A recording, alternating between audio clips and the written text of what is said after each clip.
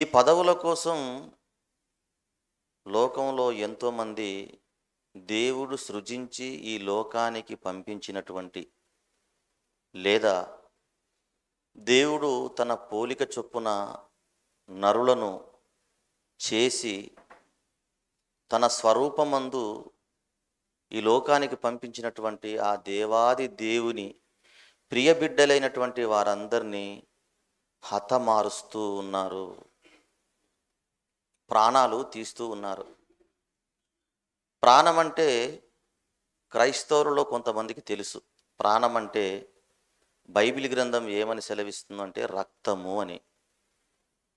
ప్రాణం అంటే ఏంటి? రక్తము. మనుషులు ఈ లోకంలో ఉన్నటువంటి పదవులను ఆశించి అధికారాన్ని చేపట్టాలనుకున్నటువంటి వారు మనుషులను హతమార్చి కత్తులతో నరికి బండరాళ్లతో మోది బాకులతో గుచ్చి రక్తాన్ని తీసి అనగా ప్రాణాన్ని తీసి హతమార్చి ఆ రక్తధారలపైన సింహాసనం మీద ఆసీనులవుతున్నారు.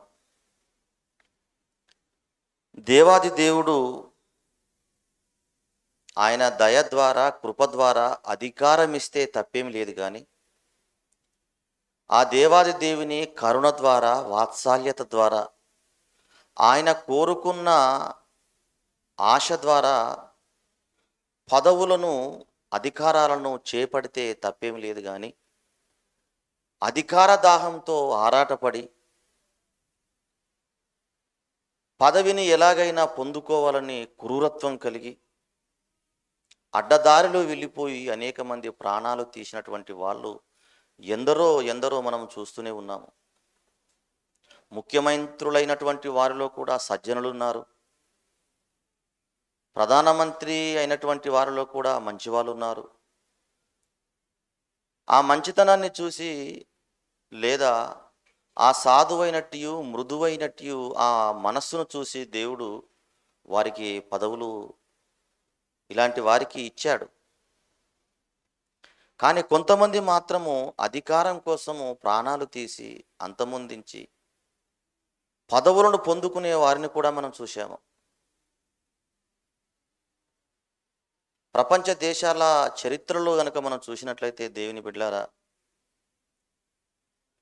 ప్రధానమంత్రి అయ్యాడు అని మనం ఆ సమాచారం వింటున్నప్పుడు దైవికంగా ఇతను ప్రధానమంత్రి అయ్యాడా లేదా అనేక మందిని హత్య చేసి ఇతడు ప్రధానమంత్రి అయ్యాడా అని ఆలోచించవలసినటువంటి అవసరత ఎంతైనా ఉన్నది.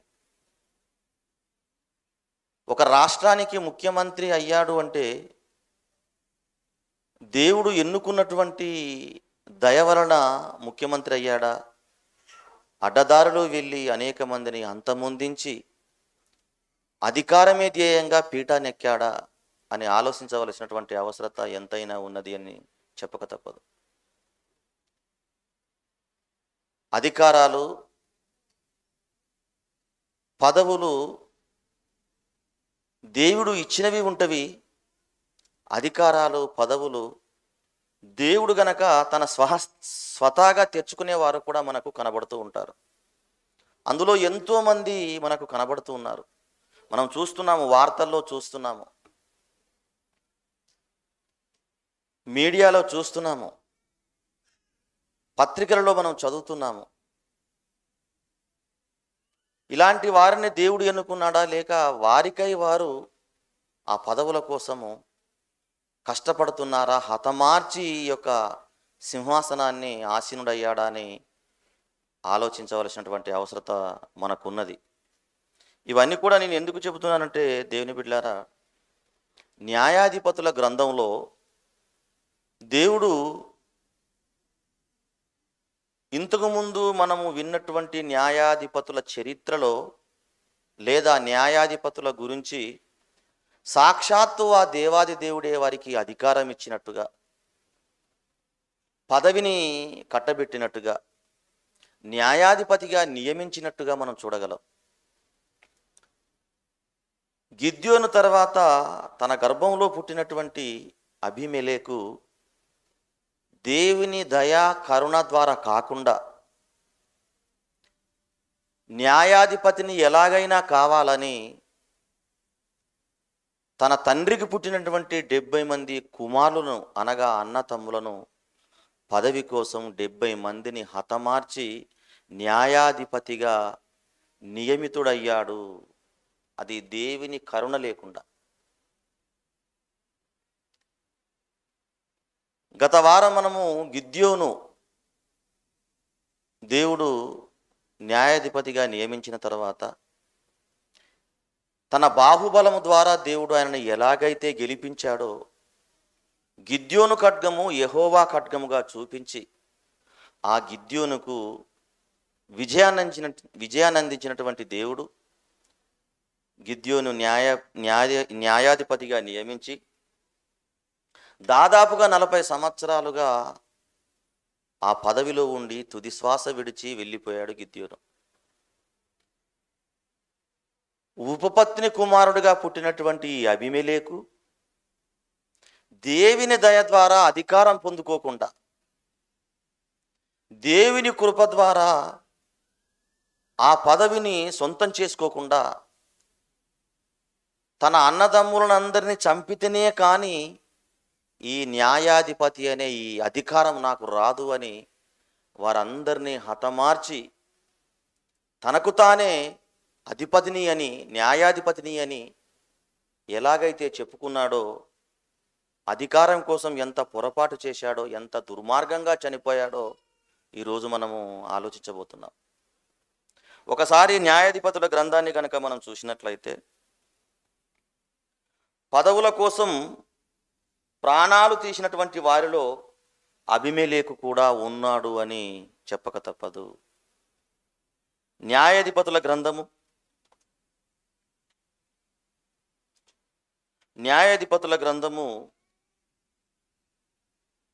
8వ అధ్యాయం 28వ వచనం. మిద్యానీయులు ఇజ్రాయేలీయుల ఎదుట అనపబడి అటు తర్వాత తమ తలలను ఎత్తుకొనలేకపోయిరి. గిద్యోను దినములలో దేశము 40 సంవత్సరములు నిమ్మలముగా ఉండెను. 40 సంవత్సరాలు దేవుడు గిద్యోనుకు పదవిచ్చాడు, అధికారం ఇచ్చాడు, న్యాయాధిపతిగా నియమించాడు. తర్వాత ఏం జరిగింది అని మనం ఆలోచన చేసినట్లయితే 30వ వచనం. గిద్యోనుకు అనేక భార్యలు ఉన్నందున కడుపున కనిన 70 మంది కుమారులు అతనికి ఉండిరి. అనేక మంది భార్యలను వివాహం చేసుకున్నాడు కాబట్టి, అనేక మంది స్త్రీలను పరిణయమాడాడు కాబట్టి అతనికి 70 మంది కుమారులు ఉన్నారట. అతను గాక అబీమెలెకు అనే కుమారుడు కూడా ఉన్నాడు. క్రింద చూడండి 31వ వచనం. షెకెములోనున్న గిద్యోను ఉపపత్నియు అతనికి ఒక కుమారుని కనగా గిద్యోను వానికి అబీమెలెకును పేరు పెట్టెను.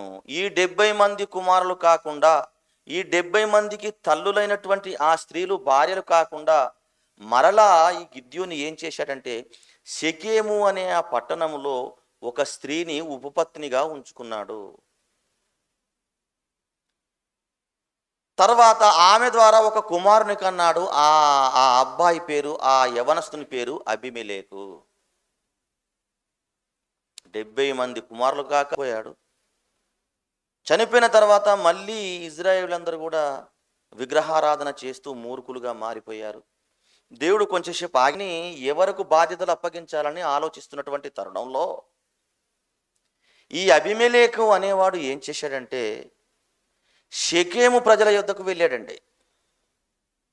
అబీమెలెకు ఎవరు? గిద్యోను కుమారుడు. ఎవరికి పుట్టినవాడు? ఉపపత్నికి పుట్టినవాడు. ఈ ఉపపత్ని ఎక్కడ ఉంటుందంటే షెకెము అనే పట్టణంలో ఉంటుంది.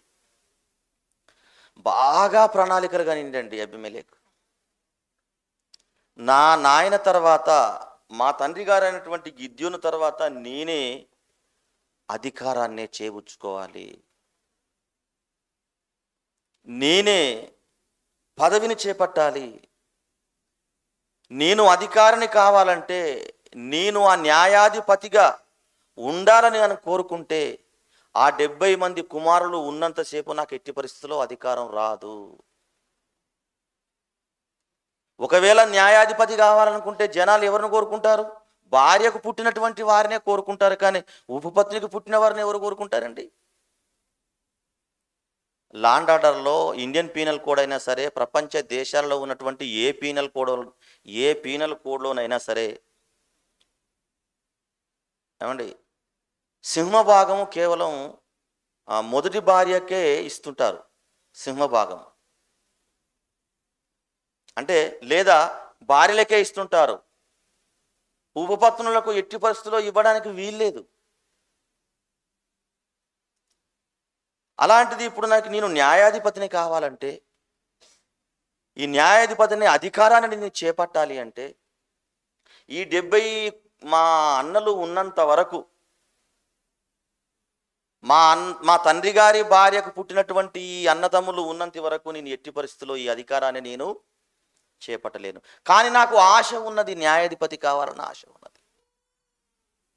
అయితే ఏం చెయ్యాలి అన్నప్పుడు దుర్మార్గమైనటువంటి ఆలోచన వచ్చేసిందండి. ఎలాగైనా మా అన్న తమ్ములైనటువంటి 70 మందిని నేను చంపేయాలి, ప్రాణాలు తీయాలి పదవి కోసం. వారందరి ప్రాణాలు నేను తీయాలి అంటే నా పక్షాన ఉండేటువంటి జనాలు కావాలి. జనాలు నా వైపు ఉండాలంటే నేను ఏం చెయ్యాలి అనుకున్నాడు.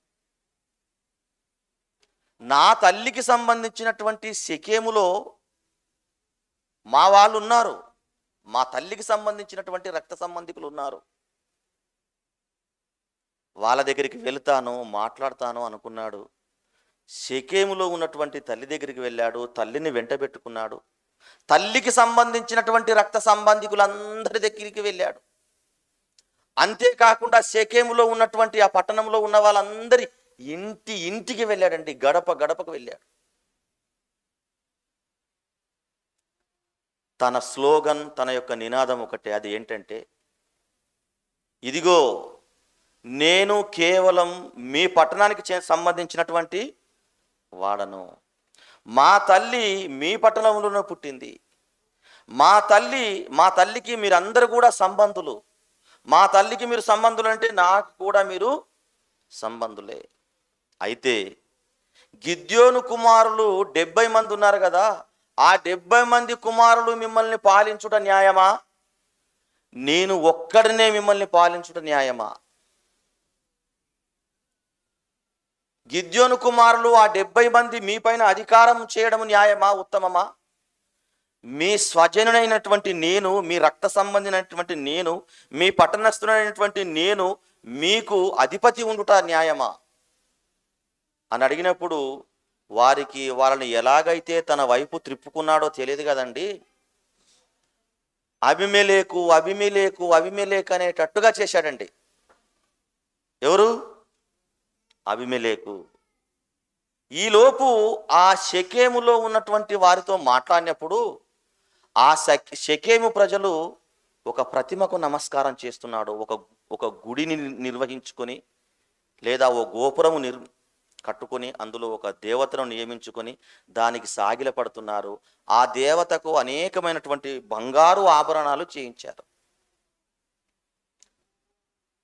అప్పుడు వాళ్ళందరూ కూడా ఒక తీర్మానం చేసి, అబీమెలెకే మన ఇజ్రాయేలులకు న్యాయాధిపతిగా ఉంటే సరిపోతుంది, ఎందుకంటే మన పట్టణానికి సంబంధించిన వాడు కాబట్టి ఎలాగైనా ఈ జనాలను పోగు చేసి వారికి ఏదైనా వాళ్ళకు మరి అన్ని రకాలుగా భోజనాలకు, త్రాగడానికి, తినడానికి డబ్బులు అవసరమని వారు నమస్కారం చేసేటువంటి ఆ గోపురంలో ఉన్నటువంటి ప్రతిమ యొద్దకు వెళ్ళి ఆ ప్రతిమకు వేసినటువంటి బంగారాన్ని తీసుకువచ్చి అబీమెలెకు ఇస్తారు. అప్పుడు ఆ అబీమెలెకు ఏం చేస్తాడంటే దాన్ని ఎక్కడనో ఒక చోటుకి వెళ్ళి అమ్మేసి డబ్బులు తీసుకువచ్చి తన చుట్టూ అల్లరి జనాన్ని ఉంచుకుంటాడు, అల్లరి మూకలను. ఎంత అడ్డదారిలో వెళుతున్నాడు చూడండి, ఎంత అడ్డదారిలో వెళుతున్నాడో చూడండి. 9వ అధ్యాయము.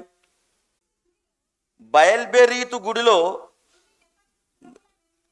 70 తులముల వెండి తెచ్చి అతనికి ఇయ్యగా, వాటితో అబీమెలెకు అల్లరి జనమును కూలికి పెట్టుకొనును.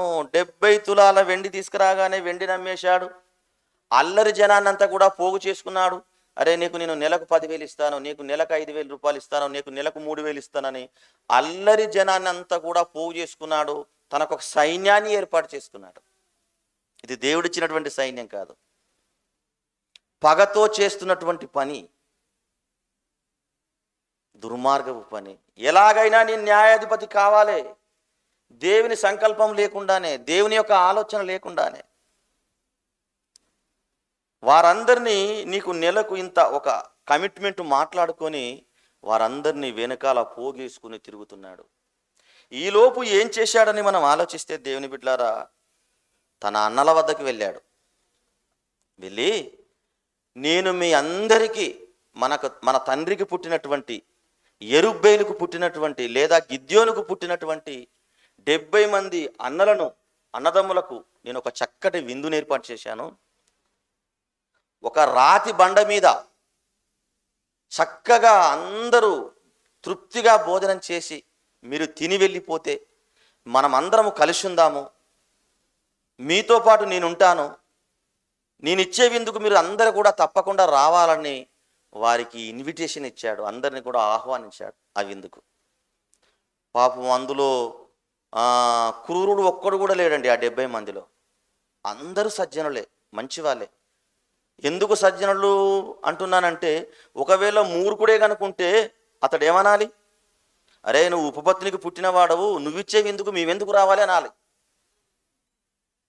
యొప్తా ఎవరికి పుట్టాడు? ఉపపత్నికే పుట్టాడు కదా, వేషకే పుట్టాడు కదా. మరి యొప్తా తండ్రికి పుట్టినటువంటి పిల్లలు ఏమన్నారు? నువ్వు వేషకుమారుడు విక్కలాగా కాకుండా ఇక్కడ కూడా మైనస్ కాకుండా అందరూ హాజరవ్వడం ఏంటండి? విందుకు పిలవగానే అందరూ కూడా మేము వస్తామని సాధారణంగా ఆహ్వానం పలకగానే వెళ్ళడం ఏంటండి? వాళ్ళ హృదయం చాలా మంచిది. తమ్ముడు కదా, ఉపపత్నికి పుడితే ఏంటి, మా 70 మందిలో అతను కూడా ఒక్కడు కదా అనుకున్నారండి. పెద్ద రాతి బండ మీద ఏర్పాటు చేశాడు విందు. ఒక కొండపైన ఒక రాతి నేల మీద గొప్ప విందు ఏర్పాటు చేశాడు. 70 మంది అన్నతమ్ముళ్ళు వస్తున్నారంటే ఎన్ని మేకలు కొయ్యాలి, ఎన్ని పొట్టేలను కొయ్యాలి, వాళ్ళకి ఎంత సంతోషాన్ని, వాళ్ళకి ఎంత గొప్పగా ఆతిథ్యం ఇవ్వాలి అనుకున్నాడు. అన్నీ వసతులు కల్పించాడు, అందరినీ తెప్పించాడు. వారందరినీ చంపడానికి ఏమండి అల్లరి మూకాన్ని వెంటనే పెట్టుకుని వెళ్ళిపోయాడు. అందరూ కూర్చున్నారు, భోజనం చేస్తున్నారు. ఒక సైగ చేశాడు, అక్కడున్న వాళ్ళు కుదుపున వారిని అందుకున్నారు. 70 మందిలో ఒక్కరిని తప్ప అందరిని బండ మీద చంపేశారు. పదవి కోసం ప్రాణాలు తీసినటువంటి మూర్ఖుడండి అబీమెలెకు. అధికారం కోసం అడ్డదారంలో వెళ్ళి అన్నతమ్ములను చంపినటువంటి క్రూరుడండి అబీమెలెకు. ఒకసారి చూడండి దేవుని బిడ్డలారా, 9వ అధ్యాయము 5వ వచనం.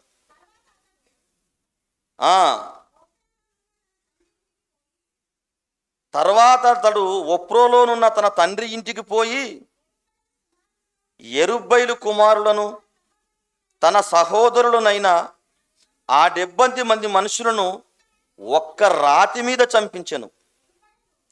ఆ చంపే క్రమంలో ఏమైనది అంటే, యెరుబ్బయలు చిన్న కుమారుడైన యోతాము మాత్రమే దాగి ఉండి తప్పించుకొనెను. 69 మంది చనిపోయారు, ఒక్కడు మాత్రము చిన్నవాడు, యోతాము అనే చిన్నవాడు ఆ పెనుగులాటలో ఆ 69 మంది అన్నలను చంపే విషయంలో ఎలా క్రూరత్వం, ముఖపరిచయం లేనటువంటి వారిని సంహారం చేయడమే అదొక అసలు ఎలా ధైర్యం వస్తుంది అని అనిపిస్తుంటుందండి. అలాంటిది తన గర్భవాసమున తన యొక్క రక్తాన్ని పంచుకొని పుట్టినటువంటి తమ్ముళ్ళు అన్నలు, తన రక్తాన్ని పంచుకొని పుట్టినటువంటి ఆ అన్నతమ్ములందరినీ ఎలా చంపేయాలనిపించిందంటే ఆ క్రూరునికి, ఆ మూర్ఖునికి. ఒక్కరా ఇద్దరండి 69 మందిని ఒకే గంటలో చంపడానికి ఎంత క్రూరత్వం దేవుని బిడ్డలారా, ఎంత మూర్ఖత్వం. నాకు తెలిసి ప్రపంచంలో ఇదే చరిత్ర అనుకుంటా, 69 మంది అన్నదమ్ములని ఒకేసారి చంపడం అంటే. అబీమెలెకు ముందు కానీ అబీమెలెకు తర్వాత కానీ ఇలాంటి సందర్భాలు బైబిల్ గ్రంథంలో మనకు కనబడవు. అంటే అన్నలపైనే కక్ష పెంచుకున్నటువంటి మూర్ఖుడైనటువంటి తమ్ముడు ఎంత దుర్మార్గం ఆలోచించింది. ఎందుకోసం అన్నదమ్ములను చంపాడు అబీమెలెకు అంటే కేవలం పదవి కోసం వాళ్ళ 69 మంది ప్రాణాలు తీశాడండి. డబ్బు కోసం అంటే కాదు, ఆస్తి కోసం అంటే కాదు, దేనికోసం అంటే అధికారం అధికారం అధికారం అధికారం అధికారం కోసం మనుషుల ప్రాణాలు తీయట ఇది న్యాయం అండి? మీరు ఆలోచించండి. దేనికి పోనీ ఈ యొక్క అబీమెలెకు ఆస్తిని ఏమైనా లాక్కున్నారా? ఇతనికి ఆస్తి పంచిపెట్టకూడదని ఎక్కడన్నా పంచాయతీ పెట్టించారా వీళ్ళు? అన్నదమ్ముల మధ్య ఆస్తి గొడవలు ఉంటవి. అన్నదమ్ములు ఆమె ఫోన్ చేశాడు నేను హైదరాబాద్లో ఉన్నప్పుడు. వాళ్ళ తమ్ముళ్ళ కోసం పాపం ఎంతగానో కష్టపడ్డాడండి. చిన్న పిల్లలుగా ఉన్నప్పుడు వాళ్ళ నాన్న చనిపోతే ఇద్దరిని పెంచి పోషించి పెద్దవాళ్ళనిగా చేశాడు. తన పస్తులున్నాడు, కష్టపడ్డాడు. తను చేసుకున్నటువంటి పనులను బట్టి పిల్లలు గొప్పవాళ్ళుగా కావాలనుకున్నారు. ఈలోపు పెద్ద తమ్ముని ద్వారా కొంత ఆర్థిక నష్టం వచ్చేసింది. చిన్న తమ్ముని ద్వారా కూడా ఒక 7-8 వెహికల్స్ తీసుకొని అపారంగా నష్టపోయాడట. దాదాపుగా 15 లక్షల రూపాయలు అప్పయిందట. వెంటనే ఫోన్ చేసి, అన్నగారు ఇల్లు గనక నువ్వు అమ్మకపోతే నేను ఆత్మహత్య చేసుకొని చనిపోతాను, నువ్వు ఒప్పుకుంటే చనిపోకుండా ఉండగలుగుతాను, నిర్ణయం నీదే అన్నప్పుడు అప్పటికే ఎన్నో లక్షల పెద్ద తమ్ముని విషయంలో ఎన్నో లక్షల అప్పుగా ఉన్నాడు, అప్పై ఉన్నాడు. ఇక తమ్ముడు పోతే నాకు ఎక్కడ దొరుకుతాడు అని ఉన్న ఇల్లును కూడా అమ్మకానికి పెట్టి ఎక్కడనో 15 లక్షల రూపాయలు అప్పు చేశాడట. నువ్వు ఆత్మహత్య చేసుకోకు తమ్ముడు, అవసరం అనుకుంటే మనకు ఉన్నదంతా కూడా అమ్మేద్దాము, నువ్వు ఎట్టి పరిస్థితుల్లో కూడా ఆత్మహత్య చేసుకోకూడదని ఏడుస్తూ నాకు చెప్తున్నాడండి. అతనికి మిగిలింది ఏమీ లేదు, తను చేసుకున్నటువంటి అప్పు కాదు. పెద్ద తమ్ముని ద్వారా అప్పు అయిపోయింది, చిన్న తమ్ముని ద్వారా అప్పు అయిపోయింది. ఉన్నదంతా అమ్ముకొని తమ్ములు బాగుంటే సంతోషం అనే ఆలోచనలో ఉన్నాడు. మా తమ్ముని కోసం ప్రార్థన చేయండి అన్న అనుకుంటూ ఏడుస్తూ నాకు ఫోన్ చేసినప్పుడు నిజంగా అన్నకు ఉండవలసినటువంటి మంచి ఆలోచన ఇలా ఉండాలి, తమ్ముళ్ళకు ఉండవలసినటువంటి ఆలోచన ఇలా ఉండాలి. కానీ అబీమెలెకు చేసింది ఏంటండి? ఆలోచించండి దేవుని బిడ్డలారా. పదవి కోసం, ఆఫ్టర్ ఆల్ ఒక అధికారం కోసము 69 మంది అన్నలను చంపాడంటే ఎంత క్రూరుడండి, ఎంత నికృష్టుడండి.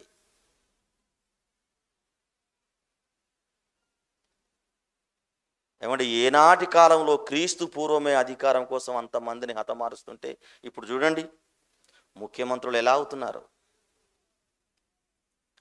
తనను ఎదిరించిన వాడిని, ముఖ్యమంత్రి అయినా ప్రధానమంత్రి అయినా తప్పు చేస్తున్న వాడిని నీది తప్పు అంటే ప్రశ్నించిన వాడు ఈ లోకంలో ఉండకుండా ఉండాలని ఆధారాలు లేకుండా అనేక మందిని చంపే వాళ్ళు కూడా ఉన్నారు. ప్రజలకు ముఖ్యమంత్రే చంపించాడు, ప్రధానమంత్రే చంపించాడు అని తెలిసిన అధికారికంగా మీడియా ముందు మాట్లాడలేకపోవడానికి గల కారణాలు ఏంటంటే భయం. ఏమండి, మణిపూర్ ఇద్దరు క్రైస్తవుల మధ్య గొడవలు పెట్టేసి క్రైస్తవులే నరుక్కుంటుంటే, కత్తులతో దాడి చేసుకుంటుంటే, ఎందరో శిరాచ్ఛేదనం చేయబడుతుంటే, ముక్కలు ముక్కలు నరికి ఏమండి పారేస్తూ ఉంటే వారి మధ్య అగ్గిరాబెట్టి ఇరువురు గొడవపడడానికి కారణమయ్యి ఆ యొక్క పరిస్థితులను చోద్యం చూసుకుంటూ కాలక్షేపం చేస్తున్నారే కానీ వారి ఇరువురిని సమాధానపరిచి వాళ్ళ హక్కులను, ఎవరికి ఎలాంటి హక్కులు ఉండాలనో వారికి ఒక రాజ్యాంగంలో పొందుపరిచి వాళ్ళని సమాధానపరచవచ్చు కదండి. ప్రధానమంత్రులైనటువంటి వాళ్ళు మణిపూర్ ముఖ్యమంత్రులైనటువంటి వాళ్ళు వారిని సమాధానపరచొచ్చు కదా. ఇప్పటికీ గొడ్డళ్లతో నరుక్కుంటున్నారు, కత్తులతో దూసుకుంటున్నారు, చంపేసుకుంటున్నారు. దాదాపుగా 200 మంది ఇప్పటికే చనిపోయారటండి. ఎందుకు మౌనం వహిస్తున్నాడు నరేంద్ర మోడీ? మీరు ఆలోచించండి. ఎందుకు మౌనం వహిస్తున్నాడు ఆ రాష్ట్ర ముఖ్యమంత్రి? రాజకీయ లబ్ధి కోసం. ఇలాంటి విషయంలో మేము స్పందిస్తే మా రాజకీయ మనుగడ ఎక్కడ పాడవుతుందేమోనని, మా భవిష్యత్తు పాడైపోతుందని దాన్ని రెచ్చగొట్టడానికే ప్రయత్నిస్తున్నారు. కానీ ఏ ఒక్కరు కూడా ఖండించకపోవడం చాలా బాధాకరం అండి. హృదయం చలించిపోయినటువంటి సోనియా గాంధీ మాట్లాడుతూ దయచేసి పరిస్థితులను చక్కదిద్దండి అని వాట్సాప్ ద్వారా అనేక మంది క్రైస్తవులకు పంపించడం జరిగింది. ఇంకా ఇంకా అల్లర్లు జరుగుతూనే ఉన్నవి. చోద్యం చూస్తూ కూర్చున్నారు తప్ప పరిస్థితులు చక్కదిద్దే ప్రయత్నంలో రాజకీయం కలిగినటువంటి వాళ్ళు లేకపోవడం, అధికారాన్ని చేపట్టిన వాళ్ళు దాన్ని పట్టించుకోకపోవడం ఎంత విచారకరం, ఎంత దయానీయమైనటువంటి పరిస్థితి.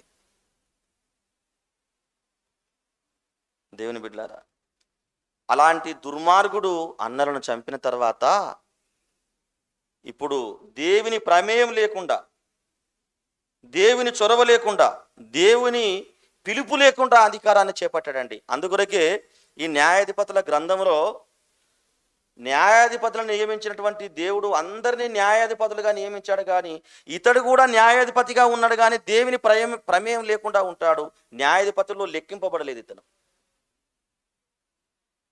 అధికారికంగా న్యాయాధిపతిగా లెక్కింపబడలేదు, కానీ అనాధికారికంగా న్యాయాధిపతుల్లో ఒకడు. మళ్ళీ అంటే దేవుని కరుణ వాత్సల్యత ఆయన యొక్క ప్రణాళికలో లేనటువంటి న్యాయాధిపతి. 69 మందిని హతమార్చిన తర్వాత ఏం జరిగింది అని మనం ఆలోచిస్తే 6వ వచనం, తర్వాత షెకెము యజమానులందరూ మిల్లో ఇంటి వారందరూ కూడి వచ్చి షెకెములోనున్న మస్తకి వృక్షం కింద దండుపాలెమునొద్ద అబీమెలెకును రాజుగా నియమించిరి. షెకెము లోయలో ఉన్నటువంటి ఒక మస్తకి వృక్షం కింద ఈ అల్లరి జనం ఉన్నారు కదా, షెకెములో ఉన్నటువంటి జనాలు ఉన్నారు కదా, వాళ్ళందరూ కూడా ఆ మస్తకి వృక్షం కింద అబీమెలెకును న్యాయాధిపతిగా నియమించారట. ఒక లోయలో ఒక చెట్టు, ఆ చెట్టు పేరు మస్తకి వృక్షము. ఆ మస్తకి వృక్షం కింద ఈ షెకెములో ఉన్న వాళ్ళందరూ కూడా అబీమెలెకు న్యాయాధిపతి, జై భవ విజయ్ భవ అని స్లోగన్స్లు వాళ్ళు మాట్లాడుతుంటారు కదా. అలా మాట్లాడినప్పుడు వీళ్ళు లోయలో ఉన్నారు కదా, కొండపైన యోతాము వచ్చాడండి. ఎవరు యోతాము? తప్పించుకొని వెళ్ళిపోయాడు కదా, 70 మందిలో చిన్నవాడైనటువంటి యోతాము తప్పిపోయాడు కదా. ఆ కొండ చివరన నిల్చుని ఈ యొక్క పరిస్థితులను బాగా చూస్తూ ఉన్నాడు. చూసి చాలా బాధపడిపోయాడు. అంటే వీళ్ళు కావాలనే వీళ్ళందరి ప్రోత్సాహంతో, వీళ్ళందరి ప్రణాళికలతో మా అన్నలందరిని చంపారు. అంటే దుర్మార్గుడైనటువంటి వీడు కావాలనుకున్నారు, సజ్జనులైనటువంటి మా అన్నలను మాత్రం వీళ్ళు కావాలనుకోలేదని చక్కటి ఉపమానం చెప్పిండండి. ఎవరు? యోతాము. బైబిల్ చరిత్రలో ఆదాము నుండి ఈ న్యాయాధిపతుల గ్రంథం వరకు ఉపమానంగా మొట్టమొదటి ఉపమానాన్ని బోధించింది ఈ యోతామే. అప్పుడు కొండ చివరి నిలబడి ఏమని మాట్లాడుతున్నాడు? అయ్యలారా, షెకెము పట్టణపు కాపురస్తులారా, దయచేసి నా మాట వినండి. మీరు నా మాట వినిన ఎడల దేవుడు మీ మాట వింటాడు అని ఒక ఉపమానాన్ని ప్రారంభించాడు. ఏంటి ఆ ఉపమానం అంటే? ఎవరు మాట్లాడుతున్నారు ఈ మాటలు? యోతాము. ఇప్పుడు ఆయన ఉపమాన రీతిగా ఏమని మాట్లాడంటే, చెట్లన్నీ కలిసాయటండి. వింటున్నారమ్మా? భూలోకంలో భూమి మీద ఉన్నటువంటి చెట్లన్నీ కలిసి ఒలివ చెట్టు దగ్గరికి వెళ్ళాయట. చెట్లన్నీ కలిసి ఎక్కడికి వెళ్ళాయి? ఒలివ చెట్టు దగ్గరికి వెళ్ళాయట. ఒలివ చెట్టు దగ్గరికి వెళ్ళి ఏమని మాట్లాడాడంటే, చెట్లన్నిటిలో నువ్వు ప్రధానమైన దానవు కదా, లోకంలో సృష్టింపబడినటువంటి చెట్లన్నిటిలో నువ్వు ప్రధానమైన దానవు కదా, చాలా గొప్పదానవు కదా, దయచేసి నువ్వు మాకు రాజుగా ఉండు. పట్టాభిషేకం మీకు ఇస్తాము, అధికారం మీకు ఇస్తాము అని చెట్లన్నీ వెళ్ళి ఒలివ చెట్టుతో అన్నాయట. వినండి షెకెము ప్రజలారా, రాజు అయిపోయాడు, ఆయన న్యాయాధిపతి అయిపోయాడు అబీమెలెకు. ప్రజలందరూ కూడా, షెకెము ప్రజలందరూ కూడా లోయలో ఉండి కొండపైన ఉన్నటువంటి యోతామును చూస్తున్నారు. యోతాము ఒక ఉపమానం చెప్పాడు, ఇదే చెట్లన్నీ వెళ్ళి ఒలివ చెట్టుతో ప్రధానుడవు గొప్పవాడవు, మా అందరిలో నీకు ఘనత పేరు ఉన్నది కదా, మా పైన నువ్వు రాజుగా ఉండాలన్నప్పుడు ఆ చెట్టు ఏమన్నదంట, ఏమయ్యా మీరేం మాట్లాడుతున్నారు, నాకున్నటువంటి దేవుడు నాకు ఇచ్చినటువంటి ఘనత ఏంటి, తైలము నూనెనివ్వాలి, నాకున్నటువంటి నా నుండి వచ్చేటువంటి తైలముకి ఎంత విలువ ఉందో తెలుసా, నేను కార్చేటువంటి తైలముతో దేవుణ్ణి మహిమపరుస్తారు, నేను కార్చేటువంటి తైలంతో దేవుణ్ణి మహిమపరుస్తారు, తైలాభిషేకం చేస్తారు, అదే తైలంతో గొప్ప గొప్ప వారిని సన్మానం చేస్తారు. అంటే నా తైలము ద్వారా దేవుడు మహిమపరచబడుతున్నాడు, నా తైలము ద్వారా సన్మానం, పెద్దవాళ్ళనే వాళ్ళు సన్మానించబడి సంతోషపడుతున్నారు. దేవుడు నాకు ఏమించినటువంటి ఈ విధిని నేను నిర్వర్తించకుండా, ఒలివ నూనెను నేను ఇవ్వకుండా, కేవలం రాజుగా ఉండి అటు ఇటు తిరగడానికా నన్ను దేవుడు పుట్టించింది, నేను ఎట్టి పరిస్థితుల్లో నాకు రాజు అయ్యే అవకాశమే లేదు. నాకు దేవుడు నియమించాడు ఏంటది, నేను జీవితకాలమంతయు ఒలివ నూనెనివ్వడానికి నన్ను పుట్టించాడు, అదే పని నేను చేస్తాను, అదే పని నేను చేస్తాను కానీ వేరే పని నేను చెయ్యను. రాజు నాకు అవసరమే లేదు, ఆ రాజరికమే అవసరం లేదు. నాకు ఏ బాధ్యత అయితే దేవుడు ఇచ్చాడో ఆ బాధ్యతను నేను నిర్వర్తించుకొని ఈ లోకంలో తనువు చారించి వెళ్ళిపోతానని నేను ఇవ్వాలి తైలమే. అయ్యో నువ్వు ఉంటావనుకున్నాము, అసలు నువ్వు ఉండవానని అవన్నీ కలిసి ఎక్కడికి వెళ్ళాయటండి, అంజూరపు చెట్టు, రెండో క్వాలిటీ, సెకండ్ స్థానం దీనికి ఉన్నది, అంజూరపు చెట్టు దగ్గరికి వెళ్ళాయట. ఒలివ చెట్టు దగ్గరికి వెళ్ళాము, న్యాయాధిపతిగా ఉండమని చెప్పాము, రాజుగా ఉండమని చెప్పాము, తైలం ఇవ్వకుండా నేను అటు ఇటు ఊగడానికి వచ్చానని కొంచెం కఠినంగా మాట్లాడింది. ఇక రెండో స్థానం నీదే కాబట్టి దయచేసి అంజూరపు చెట్టు మా పైన అధికారం చేపట్టని అడిగినాయంట చెట్లన్నీ. అప్పుడు అంజూరపు చెట్టు ఏమన్నదో తెలుసా, అదిగో నా మాధుర్యాన్ని, నా టేస్ట్ని, నేను మంచి ఫలాలను ఇవ్వాలి, నా ఫలాలు ఏ దేశానికో పోతాయి, నేను పండించే ఆ ఫలాలు కావాలని అందరూ కూడా ఊళ్ళుతారు, సంతోషిస్తారు. తిన్న తర్వాత ఇంత మాధుర్యమా, అంజూరపు పండులో ఇంత మాధుర్యం ఉందా అని చాలా సంతోషిస్తారు. నేను ఫలాలు ఇవ్వకుండా మీ పైన రాజుగా ఉండి అటు ఇటు తిరగడానికి వచ్చానా, నేను అలా రాలేదు కదా, దేవుడు నన్ను ఫలాలు ఫలించమని చెప్పాడు, నేను ఫలాలనే ఫలిస్తాను కానీ రాజుగా ఎట్టి పరిస్థితులు నేను ఉండను అని తెగేసి చెప్పిందంటండి. ఇక మూడో స్థానం దేనికి ఉంది, ద్రాక్షావల్లికి ఉన్నది. ఆ చెట్టు దగ్గరికి వెళ్ళాయట. మూడో స్థానం నీదే కాబట్టి చాలా మాధుర్యం, టేస్ట్గా ఉంటావు కాబట్టి నీ రసం, మా పైన నువ్వు అధికారం ఉండవని చెట్లని వెళ్ళి దాని దగ్గరికి వెళ్ళాయట. ఆ ద్రాక్షావల్లి ఏమన్నదో తెలుసా, ఓరి మీరు ఎలా అనుకుంటున్నారు, దేవుడు నాకు ఇంత గొప్పతనాన్ని ఎందుకు ఇచ్చాడు, ప్రతి విందులో కూడా నన్నే తాగుతారు, నేను కాల్చినటువంటి రసాన్నే తాగుతారు, నన్ను త్రాగి వాళ్ళు ఎంతగానో సంతోషిస్తారు, అధిపతులు, మేధావులు, గొప్ప గొప్ప వాళ్ళు మీ పైన రాజుగా ఉండి అటు ఇటు తిరగడానికా, నేను ఎట్టి పరిస్థితిలో మీ పైన రాజుగా ఉండను అనుకున్నాయట. అప్పుడు చెట్లు, ఈ మూడు కూడా మన పైన అధికారం చేయమంటే చేయలేదు కదా, ఎందుకైనా మంచిది ముండ్ల పొదను అడుగుదాం అనుకున్నాయటండి, ముండ్ల చెట్టును అడుగుదాం అనుకున్నాయట. అందరు కలిసి వెళ్ళి, ముండ్ల చెట్టు గారు మా పైన రాజుగా ఉండాలని అడిగినప్పుడు, వెరీ గుడ్, నేనే పాలిస్తా మిమ్మల్ని. ముండ్ల చెట్టు ఏమన్నదటండి, నేను మీ పైన రాజుగా ఉంటాను, నా చెట్టు కింద బస చేయుడి, నా నీడన, ముండ్ల పొదకు నీడుంటుందండి, నా నీడన మీరు సేద తీరుడి, విశ్రాంతి తీసుకునుడి, మీ పైన నేను రాజునే అన్నదటండి. చూసుకుందామా, 9వ అధ్యాయము 14వ వచనం. అప్పుడు చెట్లన్నీయు నీవు వచ్చి మమ్మను ఏలుమని ముండ్ల పొద యొద్ద మనవి చేయగా, ముండ్ల పొద, మీరు నిజముగా నన్ను మీ మీద రాజుగా నియమించుకొనగోరిన ఎడల రండి, నా నీడను ఆశ్రయించుడి, లేదా అగ్ని నాలో నుండి బయలుదేరి లేబానును దేవదారు చెట్లన్నీ కాల్చివేయని చెట్లతో చెప్పాను. మీరు వచ్చారు, చాలా సంతోషం. ఎట్టి పరిస్థితుల్లో నన్ను మీరు రాజుగా చేయండి. రాజుగా చేస్తానని వచ్చి ఊరకనే పోతిరా, నేను మాత్రం ఊరుకోను. రాకుండానే ఉండాలి. మీరు వచ్చారా, నన్ను రాజును చేయాల్సిందే. రాజును చేయకుండా తిరిగిపోతే నాకు కోపం వచ్చేసి రగులుకొని దేవదారు మ్రాణులన్నింటిని కూడా కాల్చేస్తాను. నా నీడను ఆశ్రయించడం చెప్పిందంటండి. అప్పుడు అది రాజైన తర్వాత తగులబడి ఉన్న చెట్లన్నింటినీ కాల్చివేస్తుంది కదా.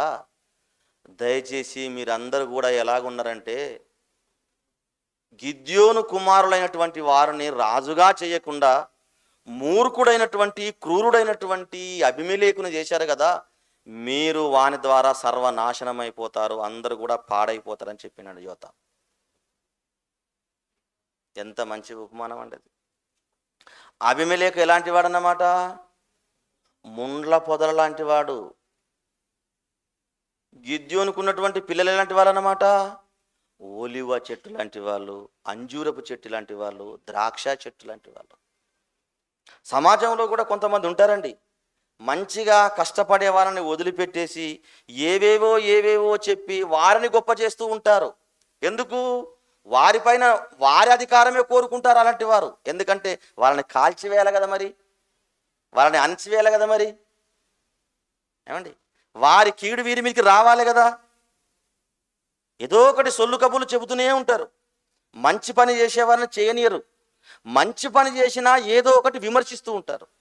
పాటలు రాశామనుకోండి, పాటలు అవసరమా? 99.9 అందరూ కూడా ఒప్పుకుంటారండి. క్రొత్త నిబంధనలో పౌలు గారు ఎన్ని మంచి మాటలు మాట్లాడారండి. కీర్తనలతోనూ పాటలతోనూ దేవుని మహిమపరచండి. 2-3 సందర్భాల్లో మాట్లాడతాడు. బైబిల్ గ్రంథంలో 150 అధ్యాయాలు ఉంటాయి.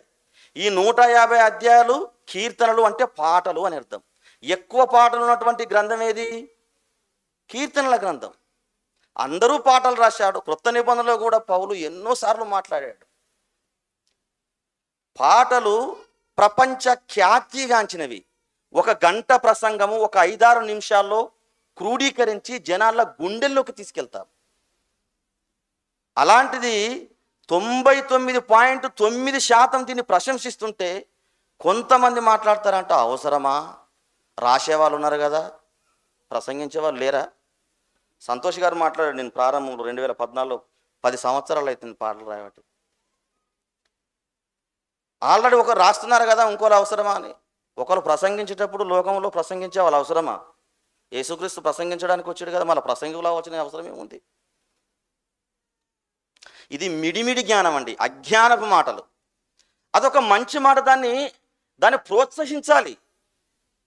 దేవుని కొరకు ఏ కార్యక్రమైనా చేసినప్పుడు దాన్ని ప్రోత్సహించాలి. ఇది అవసరమా?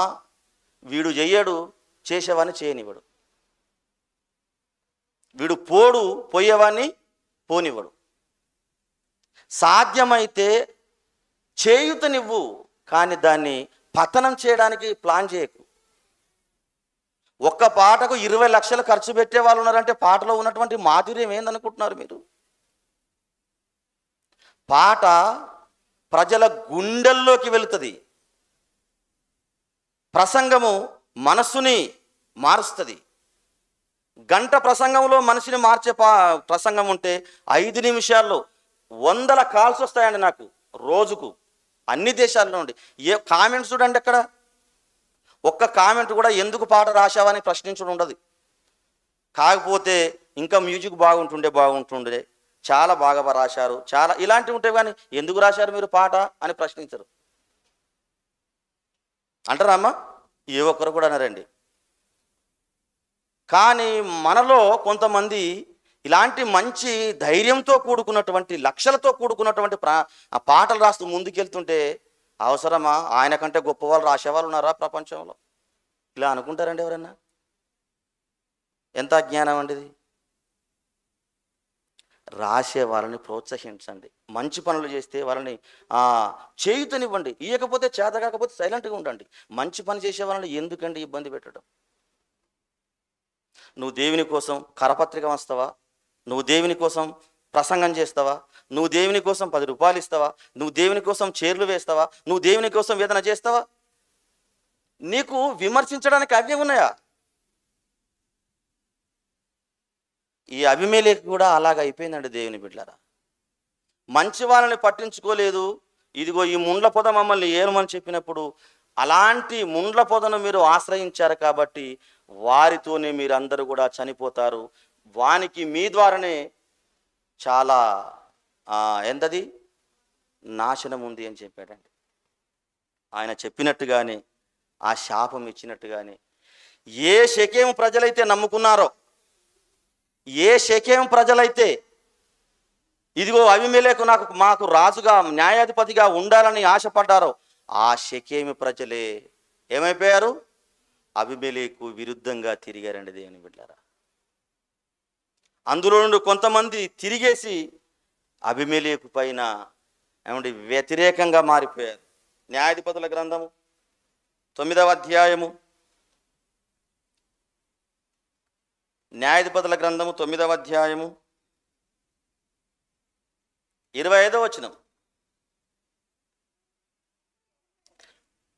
25వ వచనం 9వ అధ్యాయము. ఎట్లనగా షెకెము యజమానులు కొండ శిఖరముల మీద అతని కొరకు అనగా అబీమెలెకు కొరకు మాటుగాండ్లను ఉంచి ఆ మార్గమున తమకు సమీపించిన వారిని అందరినీ దోచుకునిరి. అది అబీమెలెకు తెలుపబడెను. ఎబేదు కుమారుడైన గాలును అతని బంధువులను వచ్చి షెకెమునకు చేరగా షెకెము యజమానులు అతని ఆశ్రయించిరి. గాలు అనే అతను ఒకడు వచ్చాడు వ్యతిరేకంగా తిరగడానికి. అతని సైన్యము గాలుకు ఆయనకు ఉంటారు కదండి, ఆయన సహచారులు ఉంటారు కదా. గాలు ఆయన సహచారులు అందరూ కూడా షెకెము పట్టణానికి వచ్చేసారట. షెకెము పట్టణానికి వచ్చేసిన తర్వాత అక్కడ ఉన్న వాళ్ళందరికీ వీళ్ళు భరోసా ఇస్తున్నారు. ఎవరు? గాలు అతని సహచారులు ఏమని మాట్లాడుతున్నారని మనం చూసినట్లయితే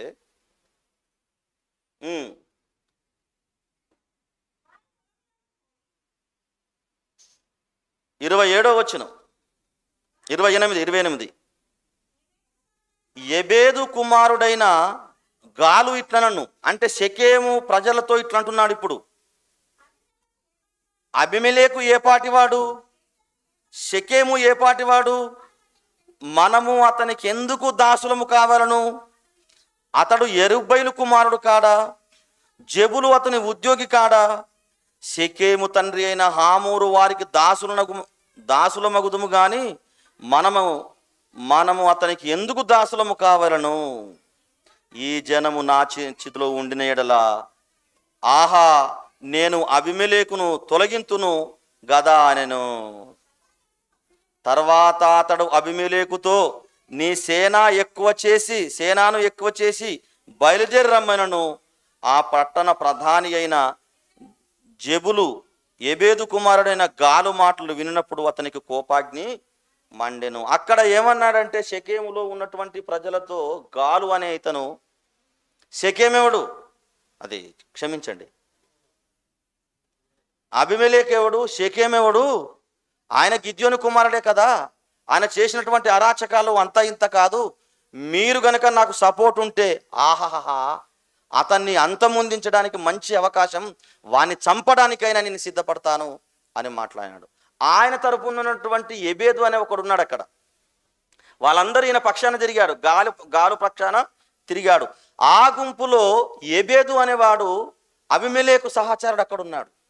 ఈ విషయం విని ఈ సమాచారాన్ని వెంటనే అబీమెలెకు అందించాడు. అయ్యా నిన్ను చంపడానికి గాలు అనేవాడు వచ్చాడు, వాని సమూహం కూడా గొప్పగానే ఉంది, నిన్ను చంపడానికి ప్రయత్నం చేస్తున్నాడు.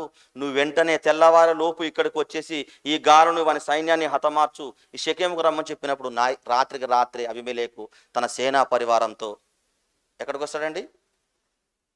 షెకెముకు వచ్చేస్తాడు. ఈ సమాచారం విన్న తర్వాత వీళ్ళిద్దరు కూడా గొడవ పడతారు, యుద్ధం చేసుకుంటారు, గాలు అబీమెలెకు. అబీమెలు సైన్యం ఎక్కువగా ఉండన్న గాలు పారిపోతాడు. గాలు యొక్క సంబంధులందరినీ కూడా కాల్చేస్తూ ఉంటాడు, చంపేస్తూ ఉంటాడండి. ఎవడు? అబీమెలెకు. ఎక్కడెక్కడైతే గాలుకు సంబంధించినటువంటి గాలుకు మద్దతు ఇచ్చిన వారిని అందరినీ కూడా చంపేసి ఉప్పు పాతరేస్తాడండి. అనేక మందిని ప్రాణాలు తీస్తాడు పదవిని కాపాడుకోవడానికి. ఎవరు? అబీమెలెకు. ఎంతగా కిరాతకుడైపోతాడని మనం ఆలోచిస్తే 45వ వచనం. ఆ దినమంతయు అబీమెలెకు ఆ పట్టణస్థులతో యుద్ధం చేసి ఆ పట్టణము చుట్టుకొని అందులోనున్న జనులను చంపి పట్టణములను పడగొట్టి దాని స్థలమున ఉప్పు జల్లెను. పట్టణానికి వెళ్ళాడు. ఎక్కడెక్కడైతే గాలుకు సంబంధించినటువంటి వాళ్ళు, గాలుకు మద్దతు ఇచ్చే వాళ్ళు ఏ పట్టణంలో ఉన్నారో ఆ పట్టణపు దిబ్బగా మార్చేసి అందరినీ కత్తివాత చేత కూల్చేసి ఉప్పు జల్లేస్తున్నట్టు ఉప్పు పాత్ర వేసేస్తున్నాడు ఆయన దాన్ని. అక్కడి నుండి వెళ్ళి మరొక పట్టణానికి వెళ్ళాడు. అప్పుడు పట్టణాలకు ఎలా ఉండేయంటే చుట్టూ ప్రాకారములు ఉండేవి. ఆ ప్రాకారానికి గవిని వేసి ఆ గవినిలోకి చొరబడి ఆ యొక్క పురములో ఉన్న వాళ్ళందరూ పారిపోకుండా ఏమంటే వాళ్ళందరినీ చంపేసి హతమార్చేవారు. ఒక పట్టణానికి వెళ్ళాడు. వెళ్ళి ఇక అక్కడున్న వాళ్ళందరినీ కూడా చంపాలనుకున్నాడండి. చంపాలనుకుని ఏం చేశాడు అంటే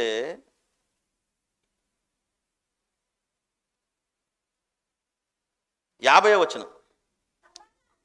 తర్వాత అబీమెలెకు తేబేసుకు పోయి తేబోసు వద్ద దిగి దాన్ని పట్టుకొనెను.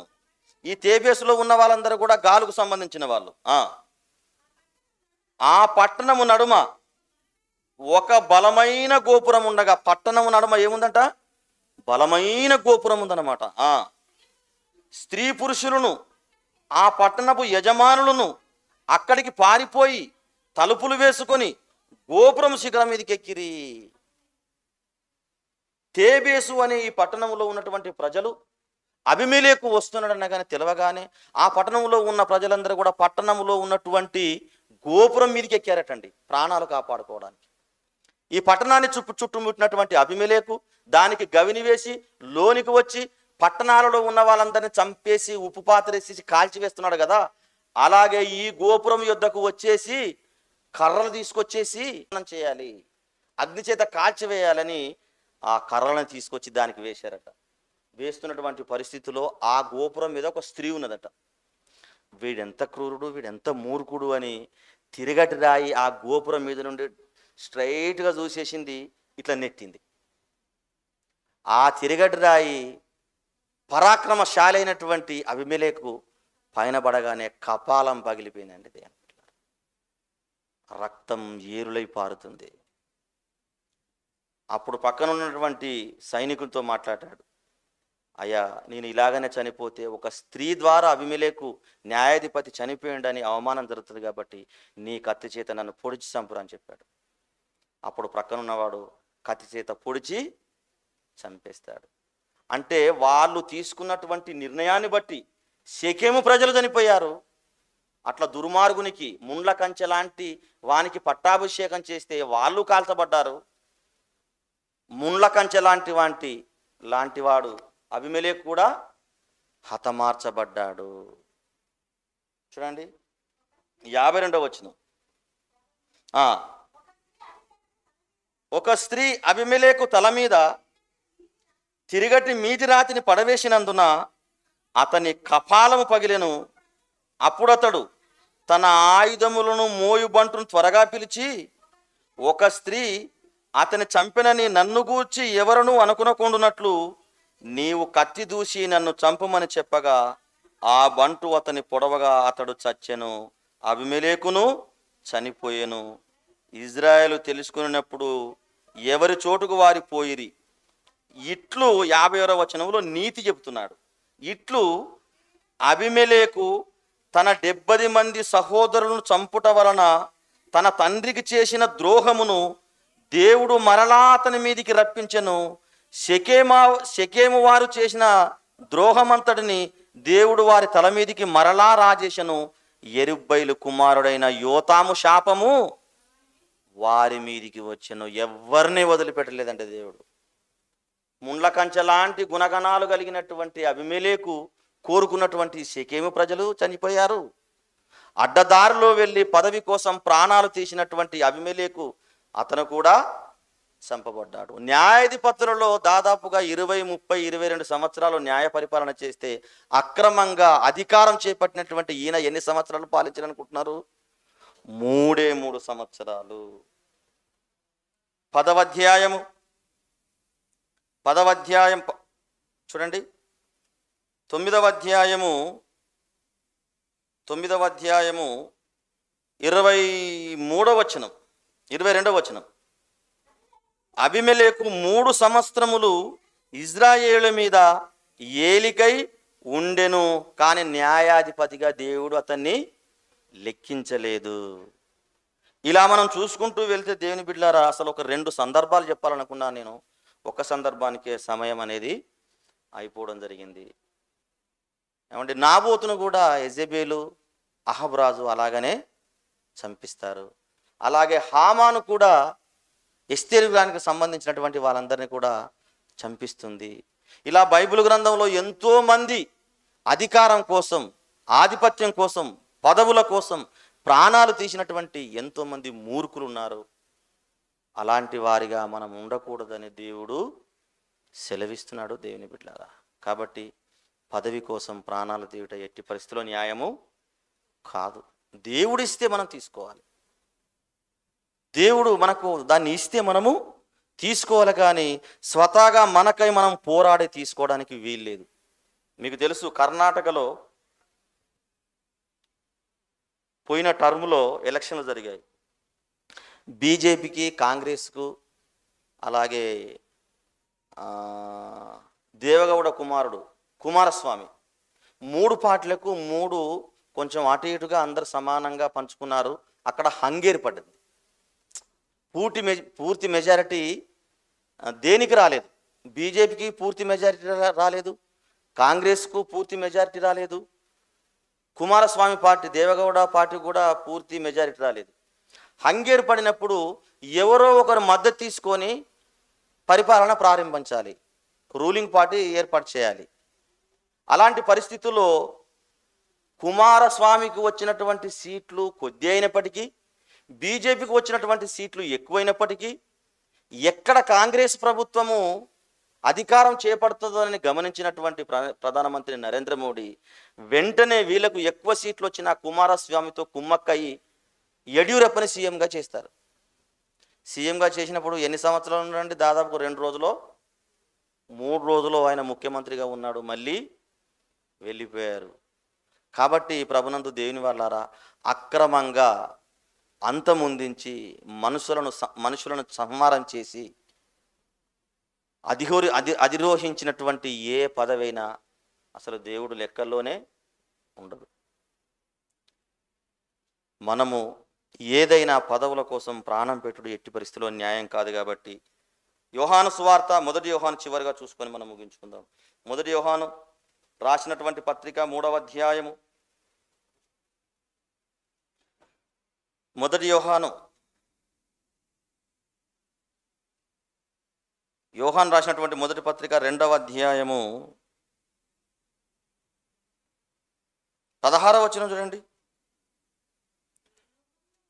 లోకములో ఉన్నదంతయు అనగా శరీరాశయు, నేత్రాశయు, జీవబుడంబమును తండ్రి వలన పుట్టినవి కావు, అవి ఈ లోక సంబంధమైనదే.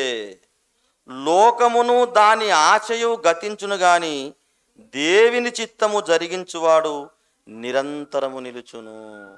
లోకంలో ఉన్నదంతా శరీరాశ, నేత్రాశ, జీవబుడంబం అంటే అధికారం, పదవులు. ఇవన్నీ దేవునికి ఇష్టమైనవి కావు. మీరు ఇలాంటి ఆశలు లేకుండా దేవుని చిత్తాన్ని నెరవేర్చాలి, దేవుని చిత్తం కొరకు బ్రతకాలి, దేవుని ఇష్టాన్ని నెరవేర్చాలన్న ఆశ మీలో ఉండాలి. అంతేకాని ఈ దుర్మార్గంగా ఆలోచన చేసి బ్రతకడానికి వీల్లేదు. దేవుని చిత్తం జరిగించువాడు ఎలాంటి వాడంట? నిరంతరము నిలుచును. దేవుని చిత్తాన్ని జరిగించువాడు నిరంతరము నిలుచును. మంచిది, ప్రార్థించుకుందాం. తలలు వంచండి. అధికారం కోసం, పదవి కోసం ప్రాణాలు తీయుట న్యాయమా అంటే ఎట్టి పరిస్థితిలో న్యాయము కాదు.